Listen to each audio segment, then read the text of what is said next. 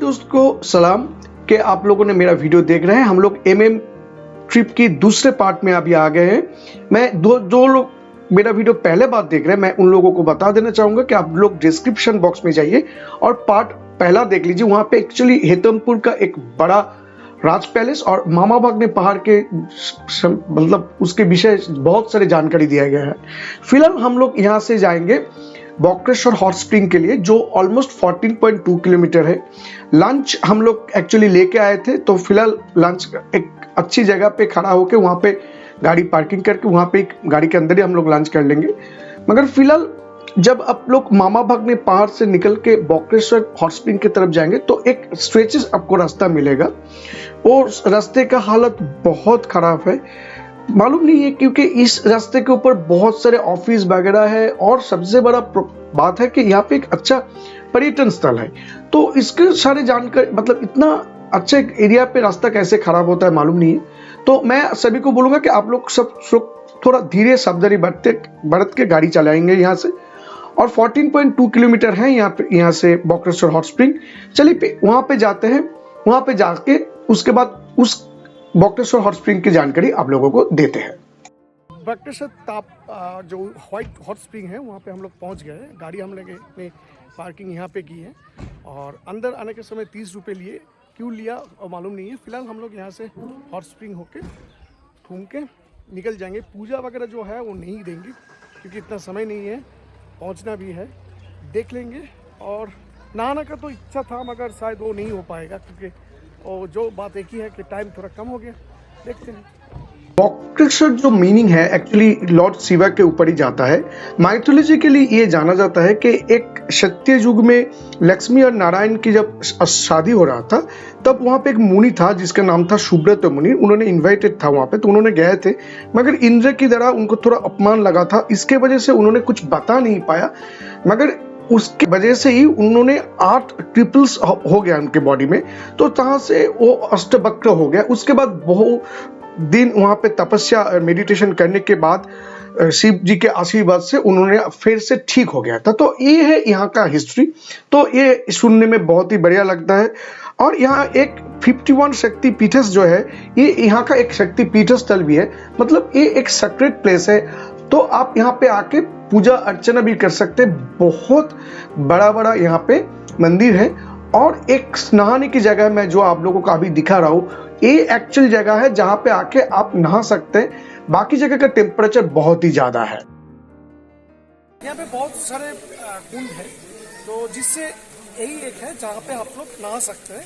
Temperature तो है ही मगर नहा सकते हैं। और ऐसे भी कुंड हम लोगों ने देखा था जब हम दारिंगबाड़ी गए थे, पानी ऐसे ही गर्म था। चलिए बाकी सारी चीजें दिखा देते हैं। जियोलॉजिकली भी फेमस है। यहाँ पे 10 हॉट स्प्रिंग्स है। एक है पापोहारा गंगा, दूसरा है बैतरणी गंगा, तीसरा है खार कुंडो जिसका टेम्परेचर है 66 डिग्री सेल्सियस, भैरव कुंडो 65 डिग्री सेल्सियस, अग्नि कुंडो यहाँ का टेम्परेचर 80 डिग्री सेल्सियस तक जाता है।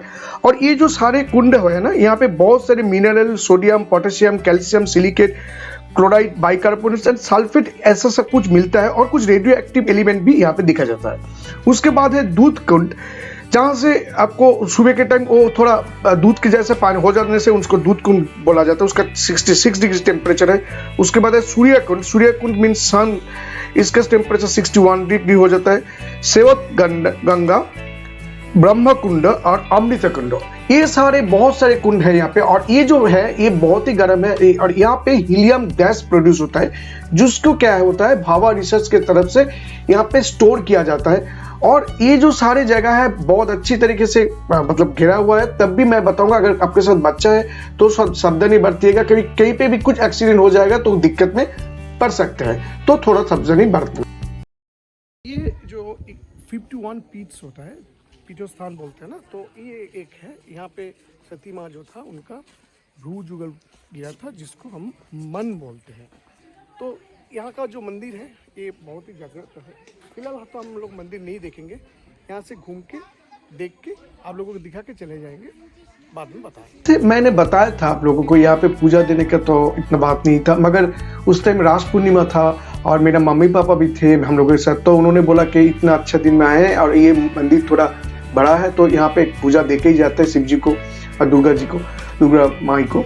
तो फिलहाल हम लोगों ने वहाँ पे एक पंडा मिला, उनके साथ बात कर लिया। अगर आप लोगों को पूजा देना है तो पंडित के साथ, मतलब पुरोहित वगैरह जो भी है उनके साथ अच्छी तरीके से पहले बात कर लीजिएगा। कितना पूजा का बहुत सारे अंक, 51 रुपीज़, 101 रुपीज़, 201, ऐसे करके बहुत सारे भाग है। आप कोई भी एक भाग चूज करके आप वहाँ पे पूजा अर्चना कर सकते हैं, मगर पहले उन लोगों के साथ बात कर लीजिएगा। और यहाँ पे और भी बहुत सारी प्लेसेस है, बहुत सारी सालों से बहुत सारी ऋषि मुनिया, मतलब ये लोग यहाँ पे आ रहे हैं, मेडिटेशन कर रहे हैं, और बहुत सारे राजा भी यहाँ पे बहुत सारे मंदिर वगैरह देखे गए हैं। इतना सब देखेंगे तो रात हो जाएगा। तो फिलहाल यहाँ पे बहुत सारे छोटे छोटे खिलौने की दुकान है और कुछ गॉड्स, मतलब मूर्ति की भी दुकान है। और ये है दूध कुंड, जो मैंने आपको पहले बताया था। एक्चुअली इसका पानी जो होता है सुबह के टाइम थोड़ा सफेद हो जाता है, इसके वजह से इसका नाम दूध कुंड दिया गया है। तो फिलहाल चप्पल वगैरह रख के हम लोग ऊपर की तरफ जा रहे हैं। उन्होंने तो बांग्ला में बोलेंगे, मैं कोशिश करूंगा कि हिंदी में ट्रांसलेट करने के लिए, जितना हो सके थोड़ा आप लोग देख लीजिए तो कुछ हद तक आप लोगों को समझ में आ जाएगा। আমরা বলি আগে হ্যাঁ। এইটা শুনলেন আগে আগে আগে কথাটা শুনে নিন, বলুন আপনি এখানে। এই যে এইটা দেখছেন সামনে মায়ের মূর্তিটা, হ্যাঁ। এটা হচ্ছে মহাপীঠ, বুঝলেন তো? এখানে মায়ের থার্ড আই পড়েছে, মনপাত দুর্গা, হ্যাঁ। ঠিক আছে? এখানে মায়ের থার্ড আই পড়েছে। আপনি ভক্তরা বাইরে থেকে পুজো করে, ভেতর দিকে পুজো করে। এই হচ্ছে বক্রেশ্বর ধাম সতীপীঠ, যেখানে মায়ের থার্ড আই পড়েছে মনপাত দুর্গা, মানে বক্রেশ্বর ধাম। আগে বক্রেশ্বর মহাদেব আর তারপরে মায়ের মহাপীঠ, যেখানে মায়ের থার্ড আই পড়েছে। এখানে সব জায়গাতে কালী রূপে, বিভিন্ন পঞ্চপীঠের মধ্যে বক্রেশ্বর দুর্গা রূপে মায়ের পুজো হয়। সিংহ বাহিনী মা, মেন উৎসব দুর্গা উৎসব। আর এখানে বাবার পুজো হয় বক্রেশ্বর মহাদেব শিবরাত্রি। আর এই যে মূর্তিগুলো দেখছেন এগুলো মায়ের আদি মূর্তি। এই মূর্তিটা দেখছেন আর এই মূর্তিটা, এই মায়ের রূপে মায়ের পুজো হয়। এটা মাকে রূপটা দেখানো হয়েছে, মা এই রূপে পূজিত হয়, ঠিক আছে? আর মায়ের মেন যে অংশটা নিচেটা আছে ওখানে পড়েছে, এখানে মা দুর্গা রূপে মায়ের পুজো হয়। कल हम जा रहे हैं माँ की पूजा देने के लिए, तो वहां पे आपको पूजा का कुछ अंश दिखाया जाएगा। अगर आप लोगों को अच्छा लगे तो आप लोग पूरा पूजा देख सकते हैं, शायद आपको अच्छा ही लगेगा। এই যে দেখছেন মায়ের মূর্তি, এই হচ্ছে মহাপীঠ পীঠস্থান শক্তিপীঠ, যেখানে মায়ের থার্ড আই পড়ছে নিচেতে। এই মায়ের নিচে গর্ভগৃহ, এটা মায়ের গর্ভগৃহ। নিচেতে বসে হাত দিয়ে স্পর্শ করুন মায়ের অংশটা, বেদিটা হাত দেন, শ্রীরামচন্দ্রের পাশে আছে, এটা হাত দিয়ে স্পর্শ করুন। জয় মা। আমি ঢুকিয়ে দেবো ভিতরে, হাতের জল নেই, আমরা শুদ্ধিকরণ হলো আগে। ওম নমো বিষ্ণু তদ্বিষ্ণু পরম পদহদা পুষ্যন্তি শূলয় দেবী চক্রাতম। নমো বিষ্ণু, নমো বিষ্ণু, নমো বিষ্ণু। জলটা গায়ে মাথায় ছিলেন ভালো করে। মায়ের দিকে জোড়হাত করে তাকিয়ে বলুন, ওম নমো শ্রী বিষ্ণু বিষ্ণু নমো তস্য উদ্দ শুভ অগ্নে মাসে শুক্লাপক্ষে রাস পূর্ণিমাম তিথ। নাম গোত্ররা বলবেন। ধর্ম, অর্থ, কাম, মোক্ষ, চতুর্বর্গ, ফলপ্রাপ্তি কামনার্থে, সপরিবারয় মঙ্গল কামনার্থে, শরীর সুস্থ আরোগ্য কামনার্থে, পীঠস্থান ময়ী সহস্র মর্দিনী ভগবতী জয় দুর্গা নমঃ। প্রণাম করুন। नमो षट्मंगला मंगल्ये शिवे सर्वार्थ साधिके शरण्ये त्र्यंबके गौरी नारायणी नमोस्तुते। नमो सृष्टि स्थिति विनाशानं शक्तिभूते सनातने गुणस्य गुणमयी नारायणी नमोस्तुते। नमो शरणागत दीनार्थ परित्राण परायणे सर्वस्वार्थे हरे देवी नारायणी नमोस्तुते। जय मां दुर्गा। এটাই প্রমাণ হবে। আসুন মার ধরে চলো আস্তে করে নামো। কেন নামতে কেন নামতে পারবেন?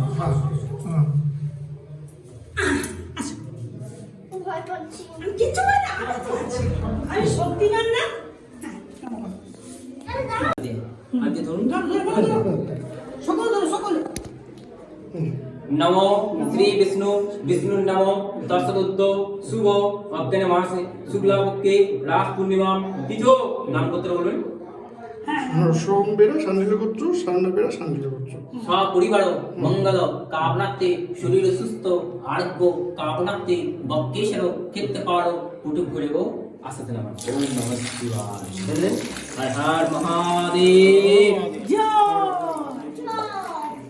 নাম হচ্ছে সুরঞ্জন আছে বক্রেশ্বর বাবার মন্দির সেবায়িত পুরোহিত। আমার নাম্বার হচ্ছে 9635776167। हर हर महादेव, जय माँ। पूजा वगैरह खत्म करके अभी हम लोग जाएंगे मैसेंजर डैम के लिए। और यहाँ बक्रेश्वर से मैसेंजर डैम के डिस्टेंस है 34.4 किलोमीटर। और भी बहुत सारे रास्ते हैं, मगर कुछ कुछ पैचेस बहुत ही खराब है। तो आप लोग बेटर होगा कि गूगल मैप ऑन करके तो जा ही सकते हैं, और बेटर होगा मैं बताऊंगा कि लोकल पब्लिक को भी पूछ लीजिएगा तो अच्छा होगा, क्योंकि कुछ कुछ पैचेस में रास्ता बहुत ही खराब है। ये जो सारे पैचेस हैं ज्यादातर वेस्ट बंगाल की तरफ ही आता है। जब आप वेस्ट बंगाल बॉर्डर जब क्रॉस करके जाएंगे तब वहां उस तरफ रास्ता ठीक हो जाएगा। तो ये सारी जानकारी आप लोगों को जानना जरूरी है, क्योंकि गूगल के ऊपर आंख बंद करके आप भरोसा नहीं कर सकते हैं।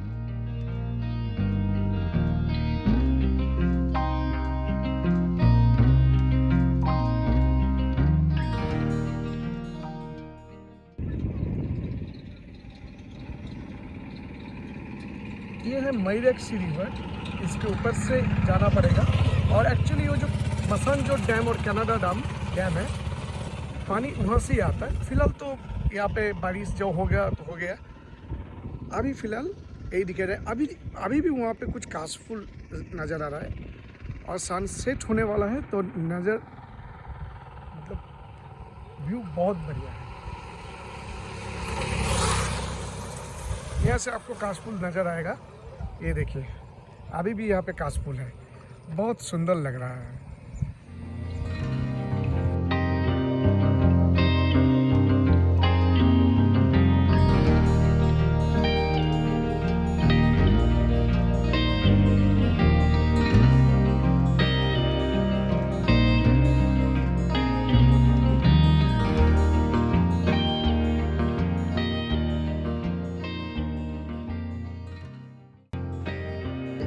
सुबह जब हम लोग निकले थे तब भी सनराइज हो रहा था, अभी सनसेट हो रहा है। और देखिए दोनों पोजीशन में, वहां पे सनराइज, यहाँ पे सनसेट, यहाँ पे पहाड़ के पीछे सूर्य अस्त हो रहा है। वो देखने में बहुत बढ़िया लग रहा था। मालूम नहीं है कि आप लोगों को कैसा लग रहा है, मगर यही जानने का मजा है कि आप देख रहे बहुत बढ़िया कॉन्ट्रास्ट हो रहा था। तो लग रहा था कि कुछ समय रुक के ये सूर्यास्त तो देखूं, मगर वहाँ पे जाना है, मैसेंजर डैम में जाना है और वहाँ पे देखना है, बोटिंग वगैरह भी करना है और आप लोगों को भी दिखाना है। तो फिलहाल हम लोग मैसेंजर डैम पे पहुंच ही गए। सूर्यास्त के जस्ट तुरंत बाद ही पहुंचे, तब भी थोड़ा यहाँ पे लाइट वगैरह है और थोड़ा ऊंचा है, इसके वजह से यहाँ पे लाइट वगैरह तब भी है। नमस्ते फ्रेंड्स, फिलहाल हम लोग पहुंच गए हैं मसानजोर, जो बहुत दिनों से करने की उम्मीद थी मगर अल्टीमेटली हो पाया। तो हम लोग फिलहाल सनराइज सेट तो आप लोगों को दिखा दिया, यहाँ से बहुत ही बढ़िया लग रहा था। अभी फ़िलहाल यहाँ पे गाड़ी पार्किंग की है, गाड़ी पार्किंग फ़ीस 50 रुपीज़ है। और हम लोग थोड़ा बोटिंग कर लेंगे, क्योंकि कल सुबह शायद हम लोगों के पास समय नहीं मिलेगा। 100 रुपये पर हेड करके बोटिंग करेंगे स्पीड बोट में, 10-12 मिनट घुमाएंगे। क्या घुमाएंगे, क्या दिखाते हैं, आप लोगों को दिखा दूँगा। चलिए।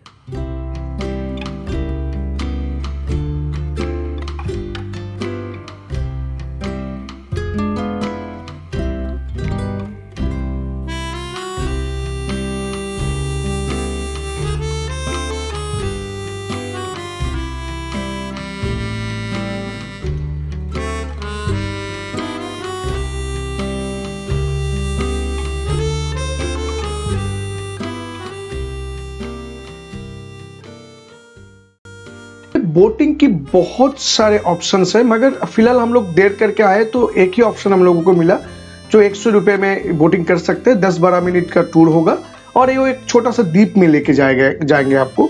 मगर नॉर्मली ये यहाँ पे बोटिंग 80 रुपीज़ में ही हो जाता है, एक ही ऐसा है। मगर हम लोग फिलहाल कुछ नहीं कर पाएंगे क्योंकि दूसरे दिन जाना था, तो फिलहाल हम लोग बोटिंग स्पॉट में आ गए।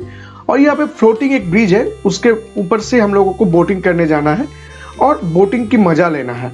तो फिलहाल स्पीड बोट में जाएंगे। थोड़ा डर तो लग रहा है, क्योंकि दूर से लग रहा था बहुत स्पीड था, थोड़ा हिल रहा था। तो देखते हैं क्या होता है, आप लोगों को भी दिखाते हैं, आप लोग देखते रहिए।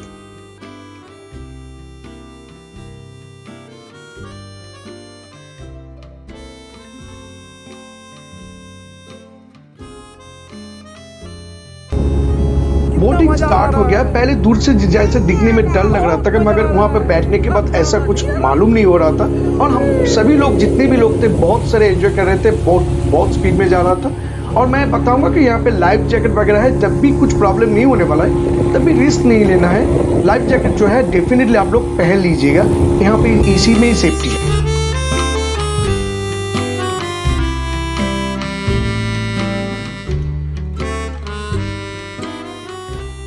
हम लोग एक छोटा सा टापू में आ गए, द्वीप भी बोल सकते हैं। यहाँ पे आके बहुत अच्छा लग रहा था, मगर एक चीज खराब भी लग रहा था कि इतना सुंदर एक स्पॉट को कुछ टूरिस्ट जो होता है, देखिए यहाँ पे कचरा वगैरह करके, बोतल वगैरह खा पी के उसको फिर तोड़ के भी जाते हैं। मालूम नहीं है ये करने में क्या फायदा है। देखिए खाने पीने में कोई आपको ऐसा ना नहीं बोल रहे, मगर कहीं पे भी जाके ना ऐसे गंदा मत कीजिए। उससे क्या होता है, उस जगह का जो वाइब्स होता है ना वो खराब लगता है, कहीं ना कहीं ठीक नहीं लगता है। खाने पीने में कोई बात नहीं है, यहाँ पे आके बैठिए, अगर आपको खाना है तो खाइए, कोई दिक्कत नहीं है, मगर प्लास्टिक वगैरह जो है ना साथ में लेके जाइए, डस्टबिन में फेंकिए, ना कि यहाँ पे फेंक के जाइए। मालूम नहीं है किसको ये करके मजा आता है। फिलहाल हम लोग कुछ समय के लिए रुके, वहाँ पे एंजॉय कर रहे थे। व्यू बहुत बढ़िया था और पूरा सन्नाटा था, बहुत बढ़िया था। यहाँ पे अगर कुछ होटल वगैरह होते तो शायद वहाँ पे रुक के और भी इसको एंजॉय किया जा सकता था।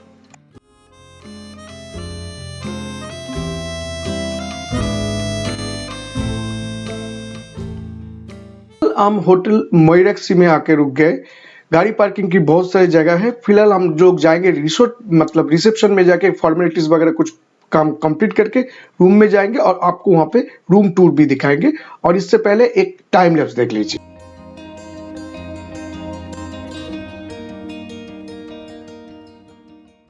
पहले आप लोगों को बता देना चाहूंगा कि अगर आप लोग मयूरक्सी को आना चाह रहे हैं तो पहले से बुक करके आइएगा, क्योंकि ज्यादातर टाइम ये पूरा बुक ही रहता है। तो यहाँ 2 रूम बुक किए थे। ये था एक रूम, इस रूम में एक बेसिन था, बाथरूम में एक बड़ा मिरर था, एग्जॉस्ट फैन है और ये काम भी कर रहा है, गीजर है, ऑल टाइम आप गर्म पानी मिल सकता है आपको, और यूरोपियन स्टाइल टॉयलेट है। तो यहाँ पे और टॉयलेट्रीज में 2 टॉवल दिया गया था जो बहुत ही साफ सुथरा था। और यहाँ पे वार्डरोब वगैरह भी है बहुत सारे, आपको सामान रखने के लिए कोई चिंता करने की कोई जगह नहीं है। यहाँ पे भी एक बड़ा मिरर है, आप उसका भी इस्तेमाल कर सकते हैं। और यहाँ पे जो रूम है ये किंग साइज खाट दिया गया है, और यहाँ पे टेबल फैन है, ऊपर में सीलिंग फैन है, एसी तो है ही। मगर एक बात जो है, यहाँ पे बहुत बार करंट जाता है यहाँ पे। तो यहाँ पे मैंने दिखा दिया बैठने के लिए 2 सीट है और यहाँ पे एसी भी है, मगर जो मैं बताया कि बहुत बार यहाँ पे करंट चला जाता है, मगर उसके लिए जनरेटर है, जनरेटर से आपको सारे बैकअप मिल जाएगा। और 32 इंच एक टेलीविजन है जिसमें नॉर्मल कुछ चैनल आता है। और यहाँ पे मैं एक बात बता दूं, यहाँ पे पीछे इन लोगों का बैल्कनी है, बैल्कनी से एक पार्क छोटा हिल का व्यू आएगा। मगर अगर आप लोग ऐसा सोच रहे हैं कि बैल्कनी से मैसेंजर डैम दिखाई देगा तो वो नहीं, पॉसिबल नहीं है। और यहाँ पे आपको एक ये मेरा सेकंड रूम है, ये भी दिखाई दे, बाथरूम भी बढ़िया है, साफ सुथरा बहुत है। और आपको अगर डैम की व्यू लेना है तो बरामदा से आपको नहीं मिलेगा, आपको सामने का बैल्कनी से देखने को मिलेगा, मतलब रूम के साथ जो बैल्कनी है वहां से। नमस्ते फ्रेंड्स, एक्चुअली हम लोग 6 बजे यहाँ पे आ गए थे। उसके बाद थोड़ा फ्रेश वगैरह हुए, कॉफ़ी खाए पिए, और उसके बाद थोड़ा स्नैक्स वगैरह पीने के बाद फ्रेश हुए। उसके बाद मैंने ये ब्लॉग बनाने के लिए सोच रहा था। देखिए ये एक्चुअली प्रीमिसेस है, रात का व्यू दिखा दे रहा हूँ मैं, और भी अच्छी तरीके से दिखा दूँगा, तो बढ़िया है। सोच रहा था कि रात में जाऊँगा, मगर फ़िलहाल लग रहा है कि नहीं, ठंड थोड़ा हल्का ठंड है, इतना ज़्यादा कुछ नहीं है। खाना वगैरह तो फ़िलहाल अभी तक जो स्नैक्स वगैरह चाय पिए हम लोगों ने, ठीक ठाक ही लग रहा है। बाकी रात का खाना ऑर्डर दिया है, रात का खाना आने के बाद मैं आप लोगों को बता पाऊँगा कि खाना कैसा है। तो अभी थोड़ा आए थे डाटा वगैरह कुछ ट्रांसफ़र करने के लिए, तो ये तो आप लोगों को, ये तो मेरा काम ही है, ये तो करना ही है, क्योंकि आप लोगों को दिखाना है रास्ते का कंडीशन कैसा है। एक्चुअली देखिए जब हम लोग आ रहे थे, मतलब बक्रेश्वर हॉट स्प्रिंग से, बहुत सारे ड्राइवर के साथ बात हुआ। उन्होंने बताया कि एक रास्ता है बहुत ही बेकार है, तो हम लोगों ने पूछ के आए। जितना तक वेस्ट बंगाल का रास्ता था हालत बहुत ही ख़राब था, बुरा था। मतलब कुछ कुछ स्टेशंस में रोड नहीं है, ये नहीं मैं बताऊंगा। ज़्यादातर 6 का सेक्शन में टारमेक नहीं था और बम्पर बहुत बड़ा बड़ा आ रहा था, तो ये एक प्रॉब्लम था। और यहाँ पे आके एक प्रॉब्लम जो हमने फेस किया, पहले तो देखिए इंटरकॉम काम नहीं कर रहा है, दूसरा है कि यहाँ पे नेटवर्क की कंडीशन भी बहुत ख़राब है। मैं आप लोगों को बता देना चाहूँगा, यहाँ पे जियो छोड़ के फ़िलहाल वोडाफोन तो हम लोगों के पास नहीं है, मगर जियो छोड़ के और भी कोई कनेक्शन नहीं है, मतलब एयरटेल नहीं है, BSNL नहीं है, तो एक द्वितीयम जियो ही यहाँ पे है। तो अभी आप लोग सोच लीजिएगा कि आपको क्या करना है। तो चलिए अभी रूम में जाके डाटा ट्रांसफ़र वगैरह काम करते हैं, उसके बाद खाना कैसा है वो अभी आपको बता देंगे।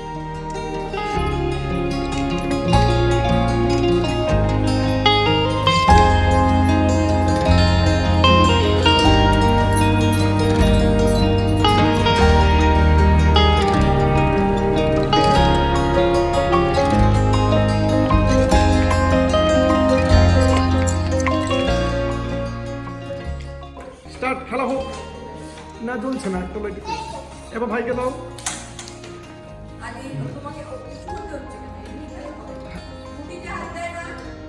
বাহ, খুব সুন্দর। এবার দিদিকে দিয়ে দাও।